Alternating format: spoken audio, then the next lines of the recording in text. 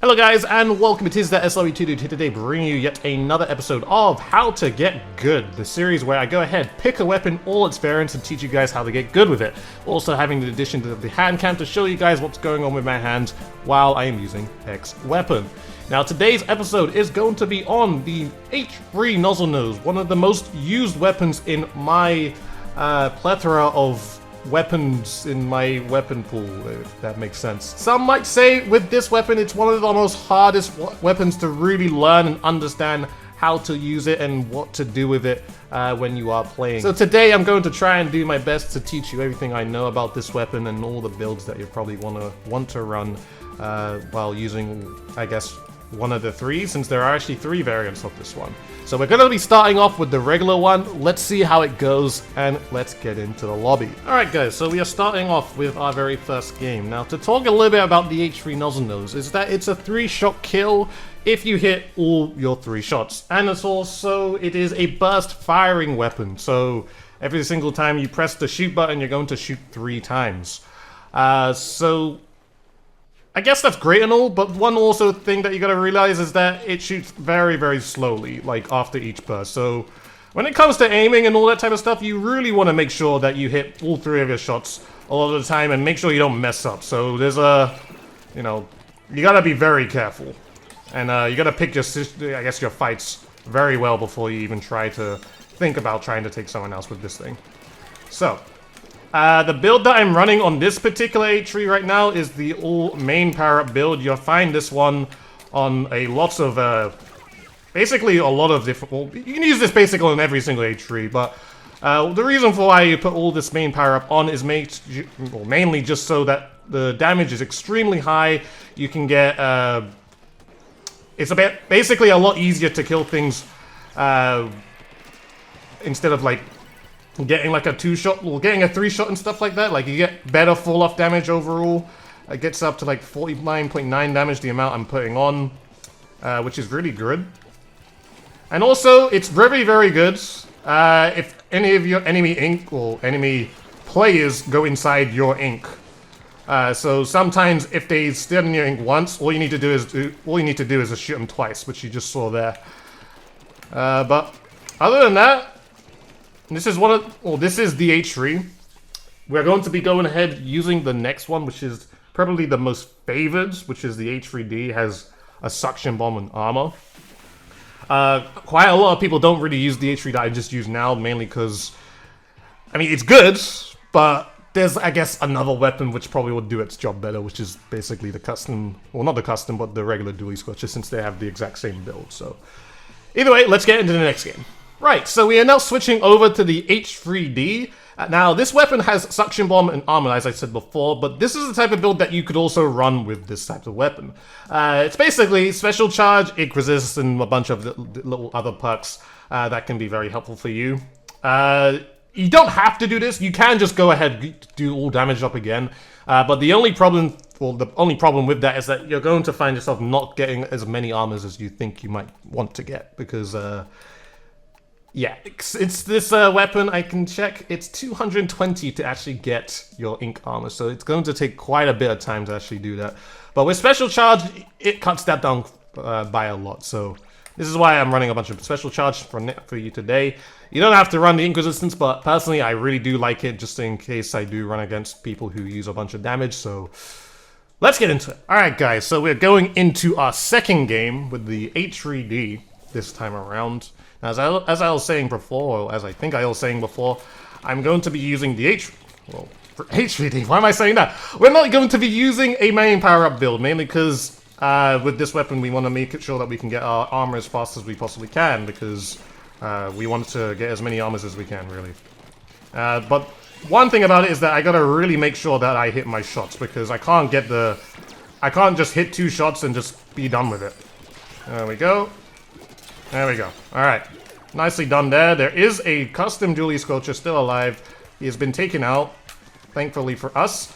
But right now, I think what I'm going to do is try and get control here, if I can actually get there.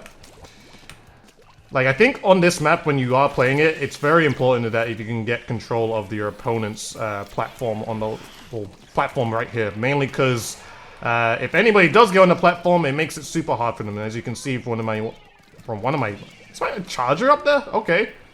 I mean, he's pushing hard. That's cool. I do want to come up from the left because it's the... I'd say it's the quickest way to get in. It seems like they might be going for a zone though, so... I'm gonna quickly armor just to replenish my ink. There we go. This guy's still here. There we go. Thank you very much. And we're gonna steal them all. Alright. We actually just got a full wipe there, so... I should be quick enough to actually get them to this platform. And what I'm gonna do is just try and shark there. If the ink didn't slow me down, it would have been nice. That kind of sucks. We can't try again because they have just spawned in, so... What I can do, I guess, is just right now is just to block off this dude's entry. In trying to get in. I did hit 2 shots from them. Well, I did get 2 shots on him there, but it was full off. So that was, you know, it's not going to be the best situation there, but that's completely fine. We have killed them all, and it seems like we're going to actually win this game. I didn't actually need to use too many of my armors there. We had a fairly nice composition there, too, that... made it fairly easy for us, especially for zones. Like, the double armor is, like, really, really nice, and... Because I can actually slay with this thing, it actually, you know, makes it very, very... It just works. It just works, basically. But, either way, that was a fairly nice game. And I guess I'll just head on to the next one. Okay, so this is going to be the final weapon. We're going to now use the Cherry H-3 Nozzlenose, which is one of those weapons that doesn't really get used a lot, mainly because the H-3 in general shooting bubbles is not too conventional. It doesn't pop them fast enough for many people to really want to use this weapon with bubbles. But it's a fairly nice weapon. Like, I don't think you really use the bubbles to, I guess, to insta-pop, because this weapon can't do that. It's compared to like a foil squeezer or the Forge Splash Shot Pro, this weapon cannot do that very fast. Even with the object shredder or like putting massive amounts of main power up, it's not going to be enough to actually take it out that fast. So, but this is the build I'm going to be running. It's basically the same as, you know, just a couple of different perks. Just, you know, the difference is now we are using object shredder and special power up for those bubbles. So, and we're also using Ink Saver Sub for the wall because we want to be able to shoot after we throw walls, and also throw walls as much as we can, because that's actually going to really help us in battle. So let's get into it. I know the games have been short. But if this is another short one, then we'll get another one in. So, let's get into it. Alright guys, so here we are with the Cherry H-3 Nozzlenose. Now, this is actually another weapon where, of course, you can just run the main power-up build and probably object shredder somewhere. But it's also a thing that you don't have to do that. You can do some different things. As long as you're fairly accurate with this weapon, then it should not be too much of an issue anyway. So, and obviously, with that, I've used this weapon so much, and I'm accurate with it. I mean, I like to think I'm accurate with it, so it should not be an issue there. Now, I want to get bubbles right now. I don't feel safe, relatively safe, just kind of jumping in here. So I'm going to kind of spend some of my time trying to ink the zone. My dude just kind of rushed at me, but he died for it straight away. It would have been nice if I didn't die there. Just to be very honest. It would have been really nice if I didn't die. Because then it would have been, then I would have had bubbles and, well, you know, I would have had bubbles and it should be pretty easy, it would be really easy to get back in again. Now, I'm actually going to use bubbles here. Get 1 kill, get 2 kills there. I'm thinking about using my wolves right there. There is actually a flanker on the platform. He's actually the very last guy. I don't know if he's going to plan to drop out, but I think what I'll do is just shoot over him to maybe scare him a bit. He's not planning to drop out. Alright, so what I'm going to try to do, because I think he's actually just got an extra jump in there, so yeah, I'm going to be very slow with this. I have to be very careful with this weapon. Like, you can't just kind of rush yourself into situations because, I mean, if you mess up once, you're basically dead. So what I think I'll do right now, I'm actually just going to throw some bubbles up there. That might scare him a bit. Just I mean, he's wasting time though. I mean, we're getting points on the zone, so, you know, we can kind of continue to just chill here. While this guy kind of just, well, while that guy kind of just chills on our platform there. So, you know, this is also another thing to really, I guess, take notice of, is that You know, if someone's not really in a really, I guess, relevant part, basically a relevant position. How do I explain this? Like, if someone's not really doing much harm to you, all you really got to do is just kind of watch them. Like, this guy's been on our platform basically the entire game, but he really didn't do anything. He really didn't do anything. Like, this is something that really, like, happens quite often in zones, is that you can kind of pick apart players where, if they aren't really in a relevant spot for zones, then you can kind of just leave them there. And, basically don't waste your life on them. Because as you can see, like, I mean, I've only died once, but, I mean, I could have done the thing where I could have just went ahead, tried to push him, and then attempt to get 3 shots. Or I could have just, you know, wasted his time and, basically let the clock go down. And, right now, we're getting loads of points right now, so it's kind of worked out in our favor. There we go. Oh, wow, they got the zone so fast. Alright, I gotta back up here a little bit. Or maybe? I kind of want to pop my bubble, but I don't think it's going to be possible. Alright, I gotta back up in this situation here. There's no point in me fighting that, and it's just kind of... Like, I could stay there for as long as I want, but I won't get anything done. So I prefer just to move onto our platform. I have bubbles ready again, so... Hopefully the machine is nowhere to be found. And then NZAP is there, nicely done. The machine is on the left. Block him out, there we go, get him killed there. It's just the Slosher right now. So, I mean, I'm chilling. I don't need to push him just yet. I'm just holding the zone. Their entire team is also spawning in, so... kind of just have to wait it out a little bit. Slosher is very weak. The machine's pushing me too. Actually, just gonna swim ahead. Hopefully I can get him, but nah. Nah, that's gonna be fine though. My teammates are actually doing fairly good of a job to actually take these guys out. And it's just that dynamo. Okay, I'm gonna jump in. What I really want to paint up is actually our left side here.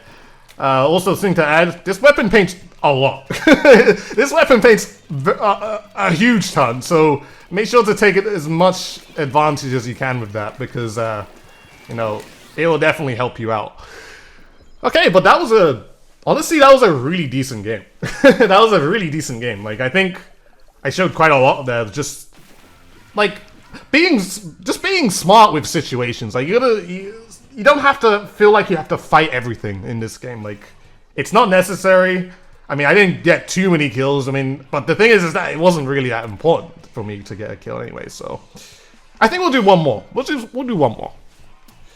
All right, guys. So here we go. Hopefully with our final game.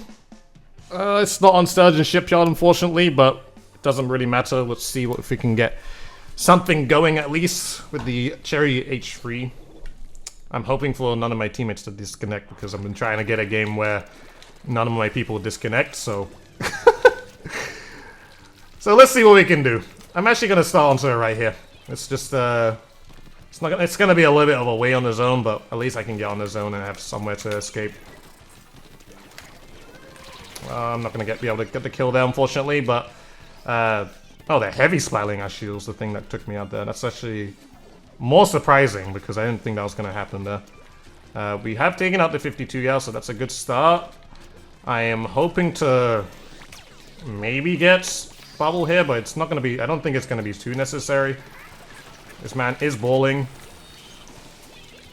It's going to push us back a little bit, but I'm going to use the wall to trap him in that corner, so he can't really do much. The only thing we got to really worry about is that there is a dude on the left there. He's actually been marked, but I'm going to use my bubbles to push him here. There we go, nice. That's the dually scorcher. I'm not in range to actually take him out, so there we go, nice. That's the heavy swelling. I don't think he'll challenge me here, no? Okay, well, I've taken him out.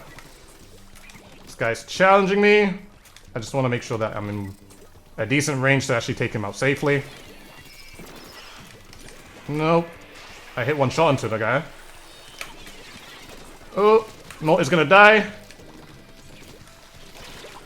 Ah, oh, dang it. I want to use my bubbles to actually get out of that. There is someone that is gonna jump down, though.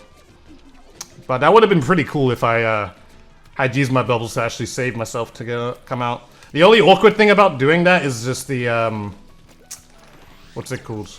It'll be really awkward to come out because I'll be going in their ink, and it'll be kind of hard to actually shoot my feet as I'm going out, so... Just gonna throw some bubbles, hopefully it gets popped on his own. Didn't have to pop in so early, but it's fine. The 52 gal is now down. Delay this a bit. Okay, gotta be very careful there. Let's also try and get the zone. That heavy is over there.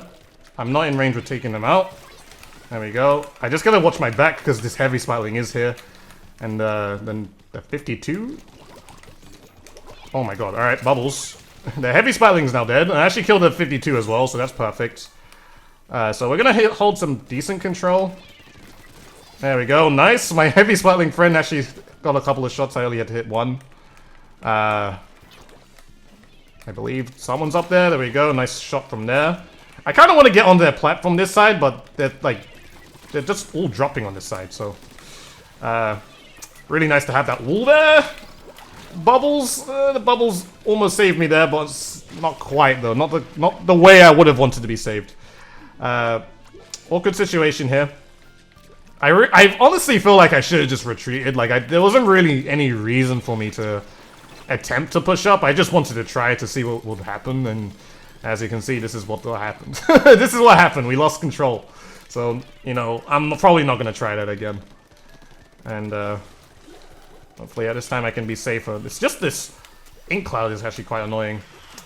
I'm actually gonna try to set up bubbles from this side and make the bubbles go up from high this way.